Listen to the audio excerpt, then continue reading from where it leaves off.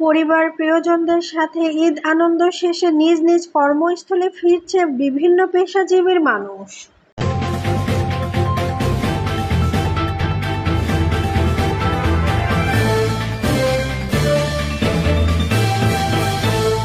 আসসালামু আলাইকুম। পাবনা থেকে শরীফুল ইসলামের পাঠানো তথ্যচিত্রের সাথে আছি আমি পিঙ্কি আক্তার। এবার বিস্তারিত। ঈদের আনন্দকে ভাগাভাগি করে নিতে ঘরে ফেরা মানুষ পরিবার প্রিয়জনদের সাথে ঈদ আনন্দ শেষে ঢাকাসহ ঢাকার পার্শ্ববর্তী জেলাগুলোতে রুটি রুজির তাগিদে নিজ নিজ কর্মস্থলে ফিরছে বিভিন্ন পেশাজীবীর মানুষ। বাসে অতিরিক্ত ভাড়া এবং টিকিট না পাওয়ায় পাবনাসহ পাবনার পার্শ্ববর্তী বিভিন্ন জেলার মানুষ কাজিরহাট আরিচা নৌ রুটে ভিড় জমাচ্ছেন।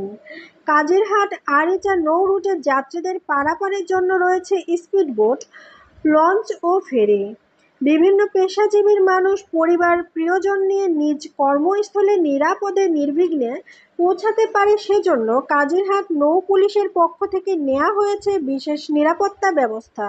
এ সময় কাজিরহাট নৌ পুলিশ ফাঁড়ির ইনচার্জ মাহিদুল ইসলাম মাহি বলেন, ঈদে ঘরে ফেরা মানুষগুলো নিরাপদে নিজ নিজ কর্মস্থলে ফিরতে পারেন, এজন্য আমাদের নৌ পুলিশের পক্ষ থেকে দিনরাত 24 ঘন্টা কাজিরহাট ঘাটে নৌ পুলিশ মোতায়েন রেখেছি।